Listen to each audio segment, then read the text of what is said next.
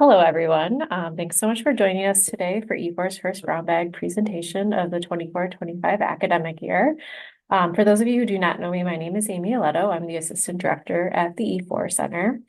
It's great to see some familiar names as well as some new ones. And for those of you who are joining us for the first time, the E4 Center began offering this virtual brown bag series beginning last year, and we're continuing to offer this learning community opportunity this year as well.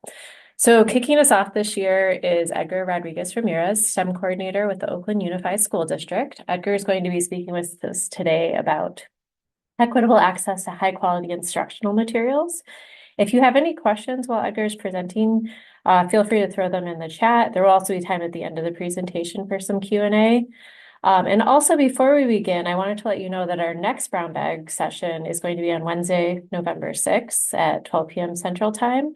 We're going to be hearing from Dr. John Gurian. He's professor at Northwestern University. He's going to be presenting on high dosage tutoring.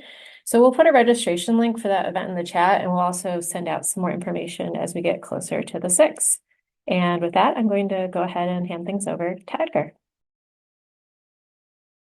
Thank you, Amy. Good morning, everyone.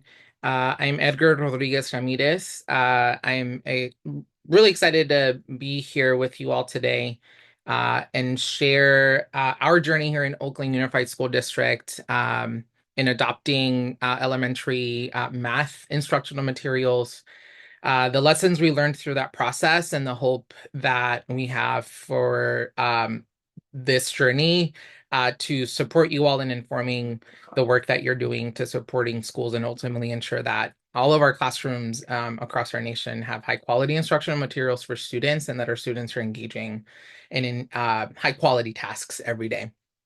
As Amy said, we're gonna have an hour together talking about this, and there'll be opportunities for you to engage with each other in the chat and with me. If there are questions that are coming up, please put them in the chat. I'll try to address them as they are coming, and we'll definitely have some time at the end of the presentation to address any questions you all might have. I'm going to share my screen now. So here are our outcomes for today. There are the three outcomes for the time we have together. I'm going to share a bit about our math curriculum adoption process with Eureka Math Squared and what that has looked like through our pilot process and all the way up to board adoption and implementation. Today, specifically, we're going to dive into our local criteria evaluation rubric. This is a rubric that we used throughout our pilot phase to both identify curricula that we wanted to put in front of our pilot team, as well as inform on the ultimate recommendation for adoption for the board. And so we'll dive into that today. And the last is to foster some insights around equitable curriculum access. So really thinking about after you adopt what the approach that we're taking to ensure that our folks are building their own capacity and content knowledge through the high quality instructional material that we know we adopted through our pilot process. For today, I invite you to use one of these four agreements to engage with each other and with our whole group. These four agreements come from Glenn Singleton's book around courageous conversations about race. If I can have someone come off of mute and just read the bolded titles of the four agreements. Stay engaged, speak your truth, experience discomfort, and expect and accept non-closure. Thank you, Tommy. And for the rest of you, if you can think about one you want to hold for yourself, or you want to hold for today, I should say, and type that in the chat. So which one of these four agreements do you want to lean into today as we talk about instructional materials, equitable access for instructional materials for our students? Go ahead and put that in the chat. I'll give us a couple of seconds to do that. Thank you, Alicia, for kicking us off.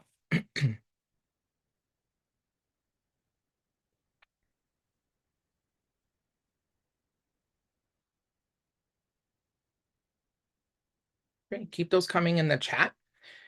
Thank you all for engaging and staying engaged. And as you're doing that, I also want to learn who's in the room. So one of the great things about this community is that a lot of us are engaging with students and with schools differently. And that's what makes this space really strong. So if you can go to this link that I just put in the chat, and however you define yourself in relation to your connection to education, who are you? Who are you in this room? Are you a parent? Are you a researcher? Are you a school leader? Are you a practitioner? How would you define yourself? If you can use the link in the chat, it'll take you to this mentee, and you can type in your answer.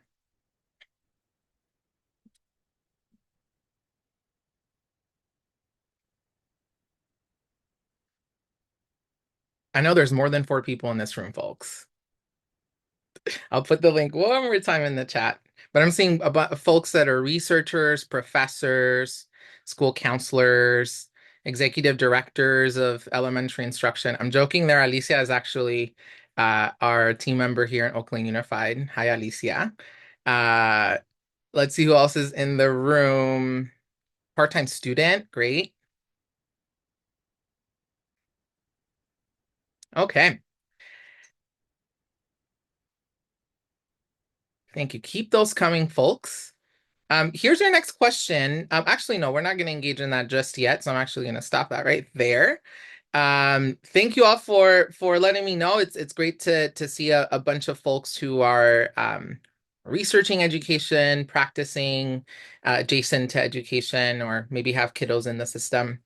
Before I talk about any of this work, I do want to bring in 3 folks that were instrumental in our organization's ability to align to one curriculum and develop this pilot process. And while there were many folks involved in this, uh, these 3 folks, Dante Ruiz, Mariam Sermal, and Raquel Rodriguez Jones, they were STEM coordinators through this adoption process, and the intentionality they brought to this, I want to uplift and bring them into this space for their contribution to the brilliant work that's happening in Oakland Unified, and the way in which I'm able to share because of their organization and commitment to ensure that our kids have high quality instruction in math every day. And so just want to uplift them and center them into this work.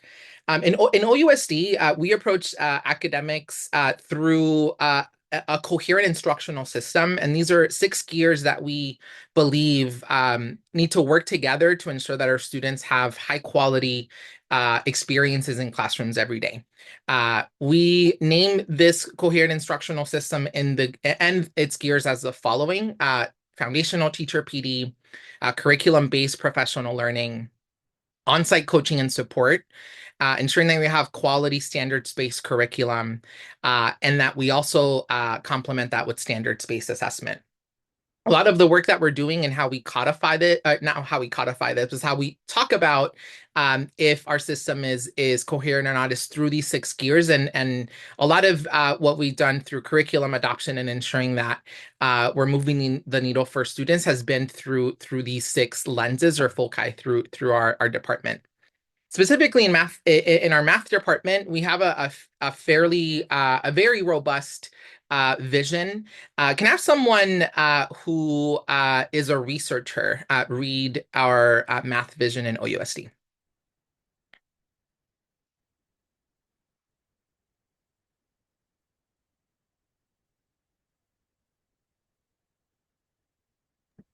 We will ensure that our students develop the skills they need to become problem solvers, collaborators, communicators, and owners of mathematics to ensure college and career readiness.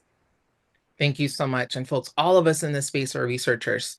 Anyone who engages in math, and I know that all of you in this space are mathematicians, you tap into those research skills. So thank you so much to that person that read it.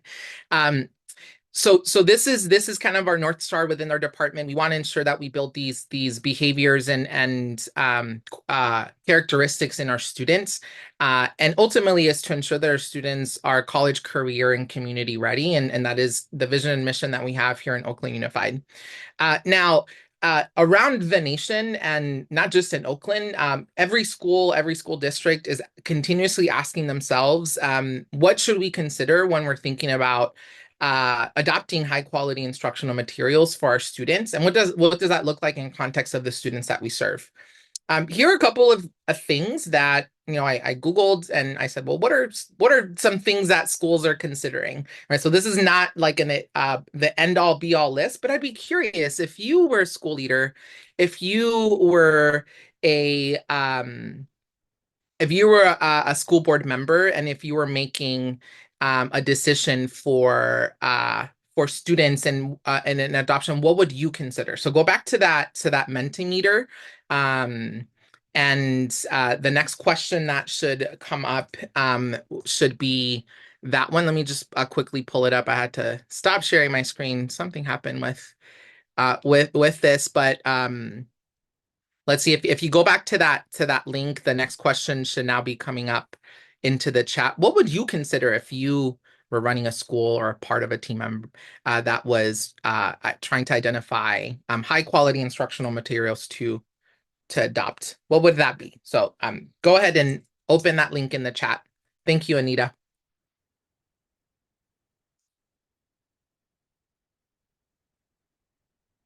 I'll give folks a couple of minutes to do that and share my screen so we can see the results. How would you rank this, right? So like if you had to, if you were trying to decide what should I be thinking about as I'm identifying these 5 or 7 curricula that I want to adopt or pilot, what should I be keeping in mind? Long-term impact on student achievement is bubbling up to the top. I'm going to give folks a couple more minutes. I think the question's asking you to rank these 10 things. So how would you rank these 10 things?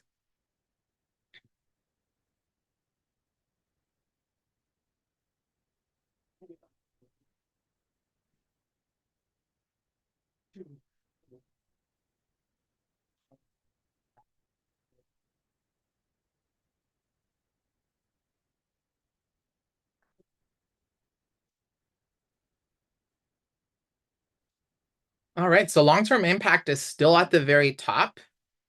And then I'm seeing student needs as second, then teacher capacity, evidence-based practices. It looks like stakeholder input is the last one just right now. I'll give us 30 more seconds to answer this question. I will say I don't believe that there's a right or wrong answer to this. There is a lot of things that you should be considering, and it is all contextual in the population and community that you have the privilege of serving. But you should be thinking about these things and what is important to your team in context of that school year, of where you're trying to take student learning. But just notice and then wonder what's coming up for you as you see these results in this space. And let me go back to my presentation.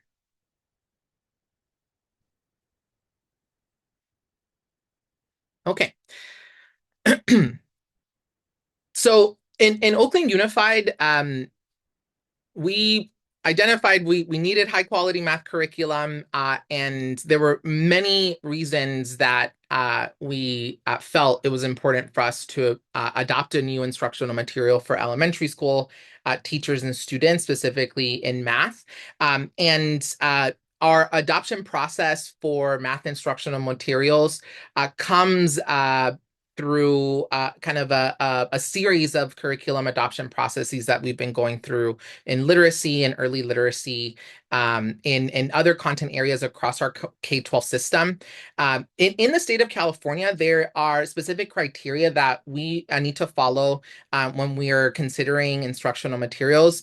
And it all starts with our State Department of Education developing evaluation criteria, having publishers submit their curriculum for review for the state of California Department of Education, the department holding public hearings, ultimately going to state board approval for those instructional materials to be in a list of approved materials for California schools to use.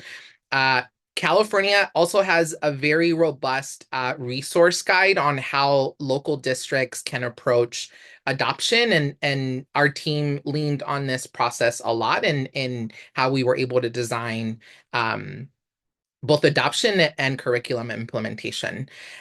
In OUSD, for math curriculum adoption, this was our timeline of what this looked like. And we had two phases for curriculum adoption. Our first phase was reviewing curriculum that we wanted to put in front of teachers and students. And our second phase was actually piloting a subset of curricula and engaging our community in having a say on what curriculum we were going to recommend for adoption.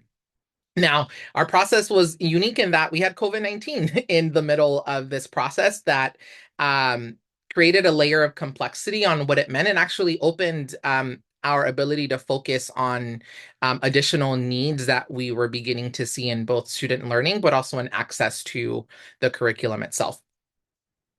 Ultimately, at the end of 2022 is when our district made the decision to adopt Eureka Math Squared. And since 2022, we've been through the implementation process of our curriculum. Now, for us, we were implementing we had adopted math expressions back in 2013. This was in the kind of first wave of Common Core, quote unquote, aligned curricula when Common Core is being implemented across the country. Our curriculum lacked Common Core math practices, although it was Common Core packaged. And it had very, very limited language supports for students, specifically language learners and academic language learners. And our data was showing that our students were not growing and meeting standard in SBAC. So in 2019, a little over a third of our elementary students were meeting standard. In OUSD, there was also 7 curricula that were being adopted across our 50 plus elementary school sites. So while math expressions was the adopted curriculum in our district, our schools had the ability to go through a waiver process to identify additional curricula that they wanted to purchase and use themselves. And so in a district of 50 plus elementary schools, while we had 1 adopted curricula, there were many, many more resources that were in front of students in OUSD. And we use that as an opportunity to be able to then think about ultimately, what do we want to center in a student experiences in math? In OUSD, we have a math framework that is centered in standards-based tasks, and there are essential practices that we believe are essential to have in math classrooms for students to learn. Obviously, these are all grounded in equity practices, but we believe that mathematical rigor, positive math identities, and mathematical agency, formative assessments, and equitable access to language and mathematics are essential components that math classrooms should have for students to be able to grow and to engage in those standards-based tasks. So in this, we went through this curriculum process, again, that started in January of 2020, where we formed a committee. In our first phase, we had 34 teachers and 1 principal that engaged with us in 2 in-person orientations and 3 online meetings. We had to shift to a digital review of curricular materials because of COVID. But through that time, we reviewed and scored 7 programs, and we selected 2 programs for the pilot itself. So out of those 7 programs, and many of these programs we had already in our district or had engaged through our district vendor process, those 7 programs were again reviewed and scored, and then illustrative mathematics and Eureka were piloted in 2021. The way we selected and vetted these materials was through a local evaluation criteria. And so again, it wasn't the 3 folks that I showed you at the beginning. It wasn't the superintendent or the board that chose what curriculum to identify and to evaluate. It was these groups of teachers, the principal, coordinators, the support of our director of elementary instruction in this committee going through this evaluation process and selecting criteria that we were going to use to vet curriculum. This pilot team selected Common Core aligned rigorous tasks, lesson and unit design, differentiation or universal access, usability, and some additional considerations to identify the curriculum, to rate curriculum to both put in front of a pilot team, but also to have the pilot, the teachers participating in the pilot to rate the curriculum that they were piloting themselves. What we're going to do right now is actually go into breakout sessions. And in these breakout sessions, you're going to select one of the categories in our rubric. And you're going to go into that category and just notice the criteria that we selected under that category. And I want you to think about how that category and how that criteria supports equitable access to instructional materials for students and for teachers. I'm going to give you all 10 minutes. When we come back, you're just going to report on key insights to the larger group. I'm going to open rooms in just a sec, and we're just going to, randomly put you into breakout rooms. Give me just a sec while I get that ready. Let's see. And we'll be in groups of 3 and 4. Let's do 4 groups actually. And okay. And so if we can have room 1, and again, at the top of your screen, you'll be able to see which room you are once I open the rooms. But room 1, if you look at Common Core aligned rigorous tasks, room 2, if you can look at lesson and unit design, room 3, if you can look at usability, differentiation, room 4, if you can look at usability, and then everyone, if you can look at the additional considerations. I'm going to put the link to the chat for the document. And let me just make sure that you have access. Yep, you should have access to the link itself. So here's the rubric that we use. I'm putting it in the chat. Again, room 1, you're going to do the first category, room 2, the second one, room 3, the third, room 4, the fourth, and then room 5, you're going to do all of them. I'll give you 10 minutes and then we'll come back. Oh, thank you, Anita. And then we'll come back to share out some insights. Do folks have any questions before I put you into breakout rooms?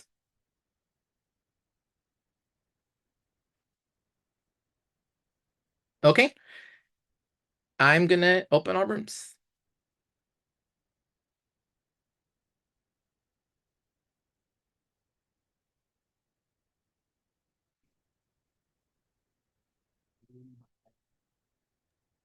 Would you like us to? And what came up?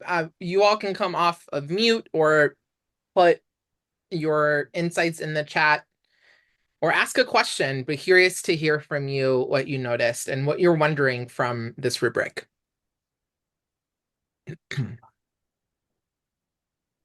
We were group 1. We liked that you looked at alignment, content, and Common Core.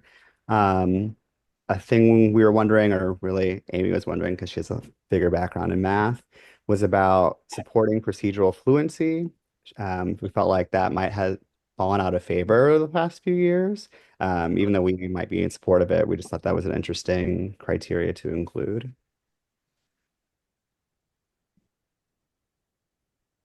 Thank you, Tommy. I'm not sure if y'all want me to respond to that. That was something that was missing from our previous curricula. So there was actually zero opportunity for procedural fluency for students. We believed, and I think part of the alignment to Common Core tasks or the balance of conceptual understanding and application is where we are attacking the balance of what we mean by the aspects of rigor in math, and often I think in our experience, a lot of our folks in our committee were already like much of the 7 curricula that were in front of the selection committee were pretty high quality. There was nothing in front of our teachers that we didn't believe were high quality, and I think that that's like the process of what the state of California has how we used ed reports to get to fairly small lists, I think are all technical things that schools do. Contextually for us, like that was important for our teachers and for our community because we had like our teachers had to do double work currently in that moment to like produce that for kids. I'm also just in the chat, you might be wondering like what did our literacy team consider in their rubric and their local rubric had three things: foundational skills and dyslexia, complex tests and tasks, and EL and culturally responsiveness as their criteria for their rubric. And I can certainly share that with you all after the fact. What else did you notice or any wonderings you had from the local criteria rubric?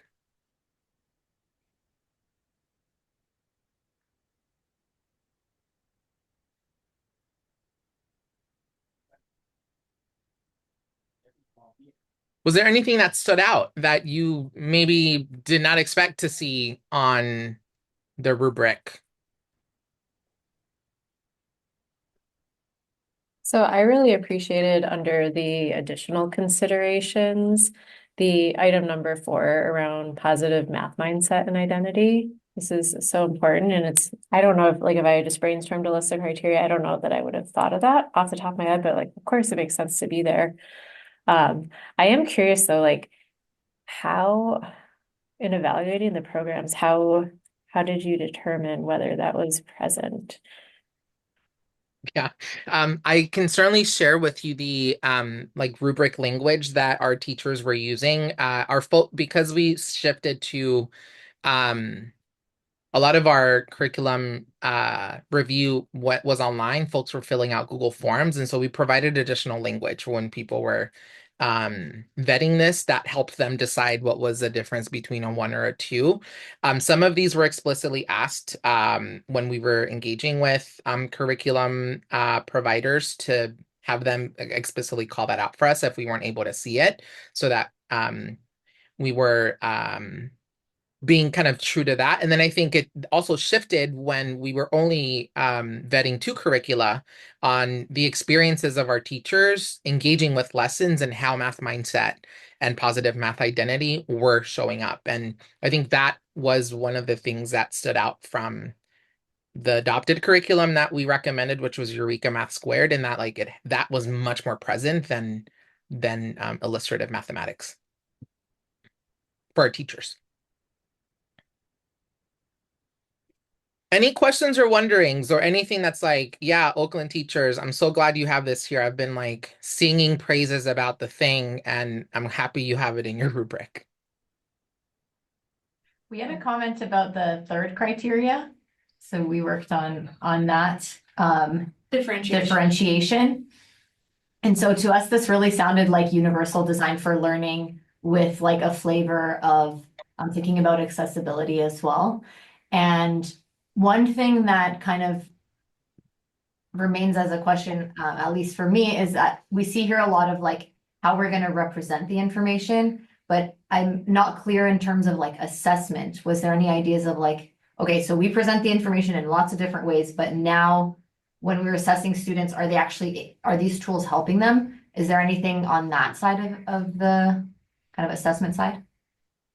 Yeah, this is a good kind of segue to the rest of the presentation. Thank you so much for asking that.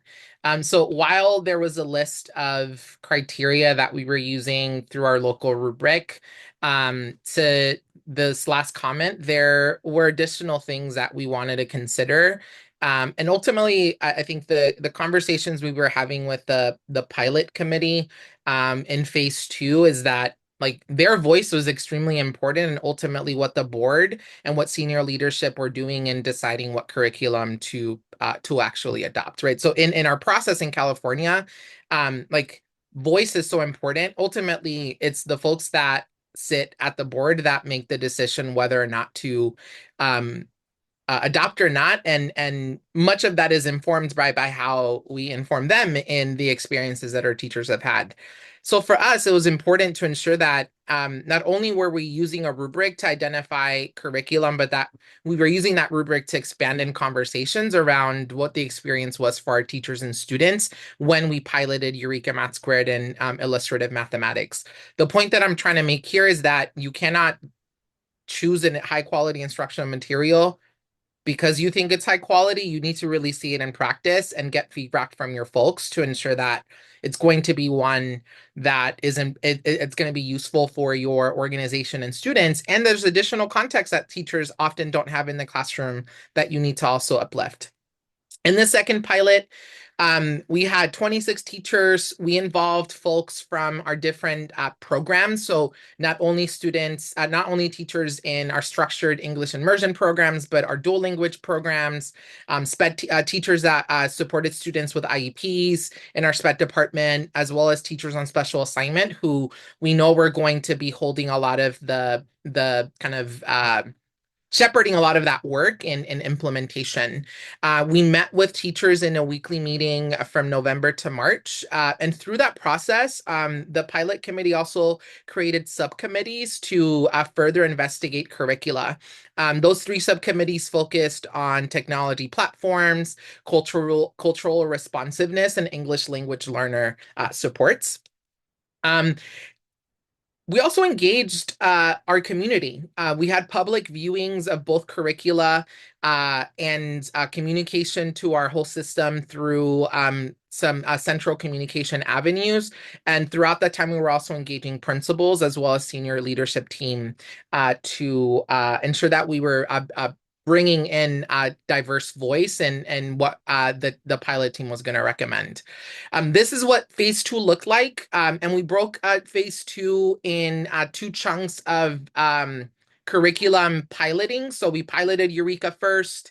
We had our teachers rate that curriculum, and then they prepared to implement illustrative mathematics. They did the same thing to evaluate illustrative mathematics.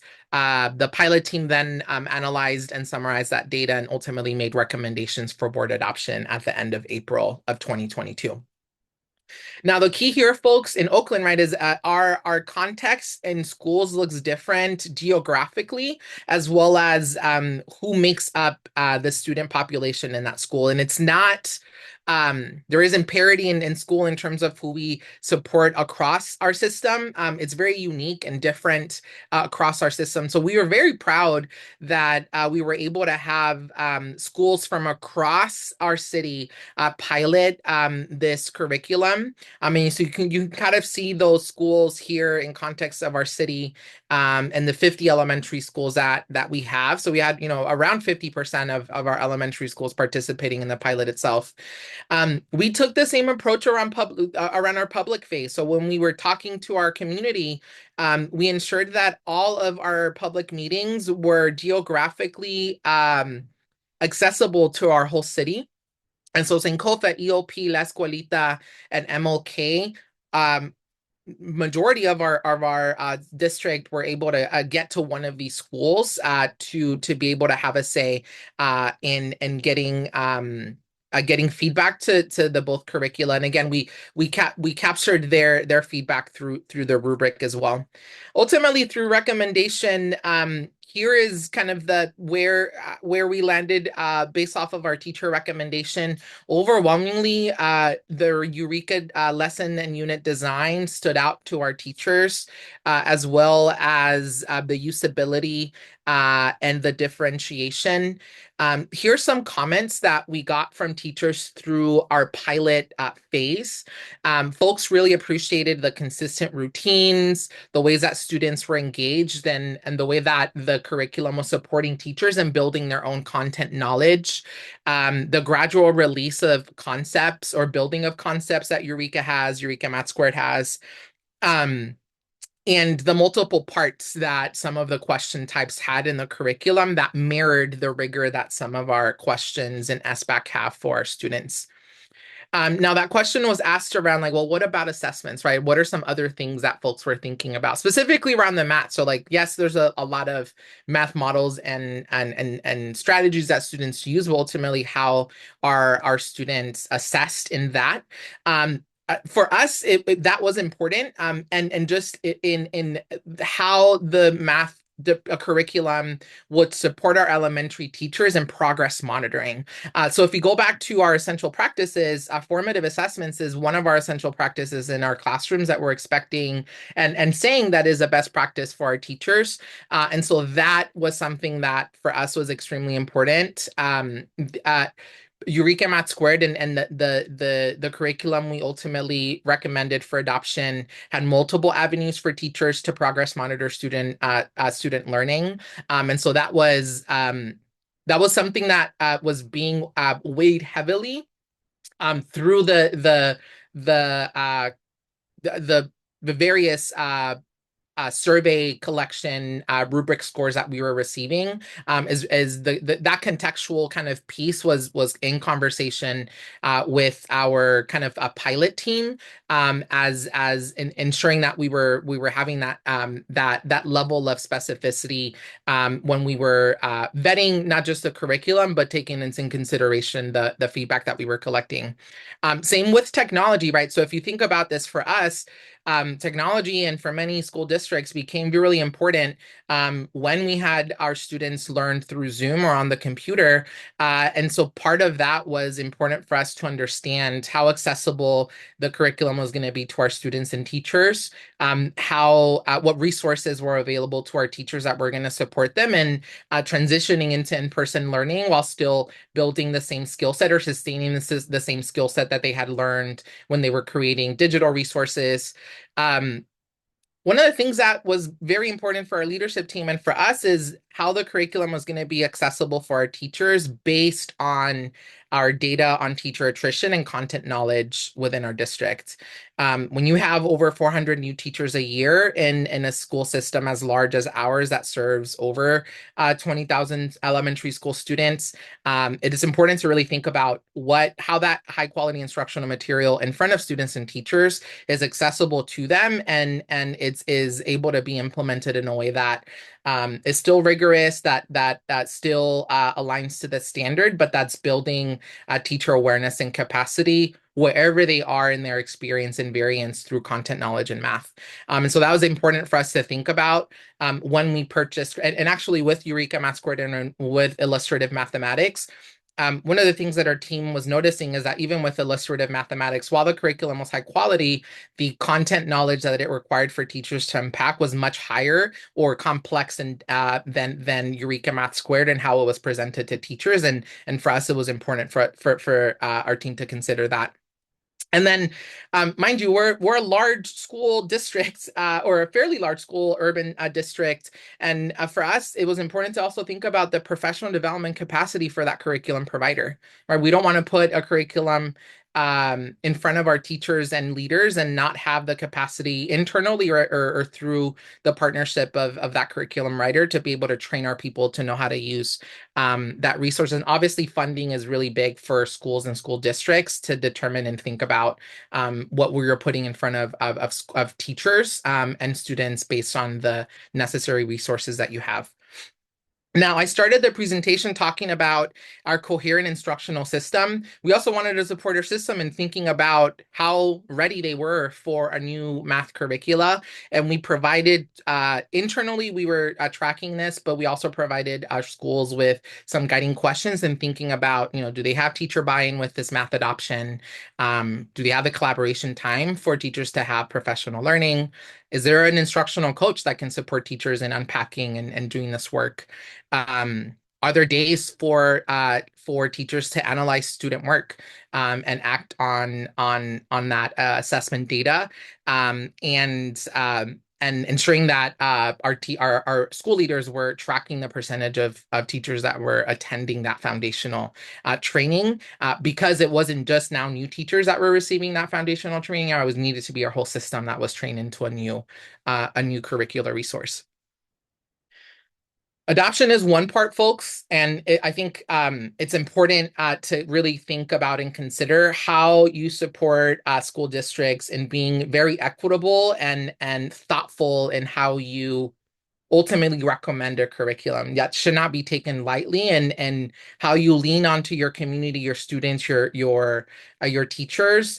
Yes, use best practices, use resources like EdSource, follow your state and local guidance, and take in context of what's happening in your community to ensure that that high quality instructional material that you are putting in place has been vetted extensively by your community so that it actually does work. So that when you get to a point where you are adopting, you can really be strategic about professional learning. For us, again, this then goes in context about how much capacity and access to funding you have to be able to do this, and how you organize that professional learning for your school system. Again, for us, the coherent instructional system, those 6 gears, is how we organize and think about professional learning. We had a 3-day foundational PD series for our teachers to be able to have some time to unpack the curriculum. Ongoing, we had 3 central PDs that we invited schools to come together. This was online because it was the first year still, and folks were a little weary about in-person meeting, but that really helped us to be able to engage more people. And we also had a lot of teacher collaboration and a train-the-trainer model through our math coaching collaborative, as well as principal PD and learning walks. This is kind of like a high-level overview of what those content and topics look like. Again, so to access to high quality materials is one, implementation and context of your students is another. And for us, this was what we were saying was our North Star across our system, ensuring that the lesson design was executed as intended, so that our curriculum was implemented with integrity and fidelity. Then moving on to ensuring that our system was thinking about how to implement those language supports and thinking about language development supports for our students. And then for our leaders, like, how do we listen to our teachers and how their implementation is happening?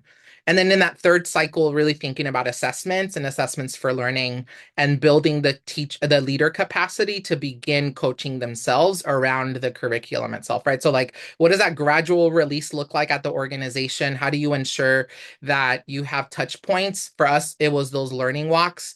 And in those learning walks, we were both collecting data on how our implementation was going, but also building leader capacity to do this change management work.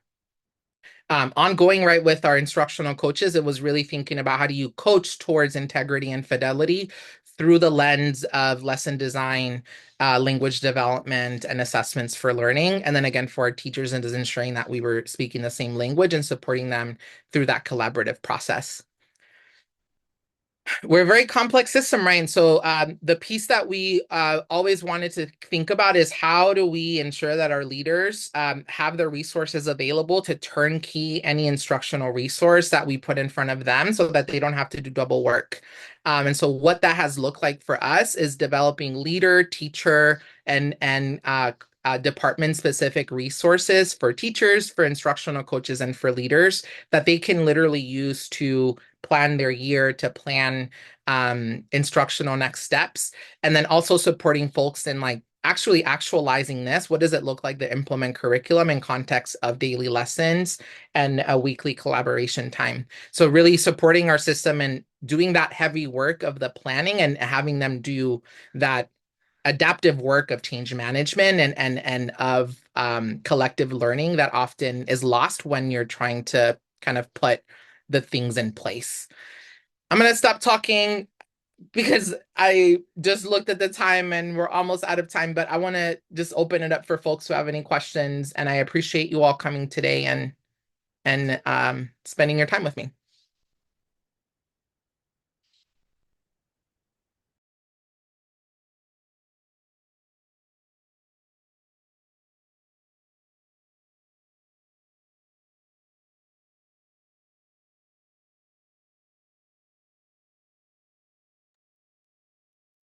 All right, well, it looks like we're just about at time. Thank you again so much, Edgar. This was so informative. We really appreciate you sharing with us. We look forward to everyone joining us for our next brown bag on November 6th with Dr. John Gray. And thank you. Thanks, everyone. Thank you.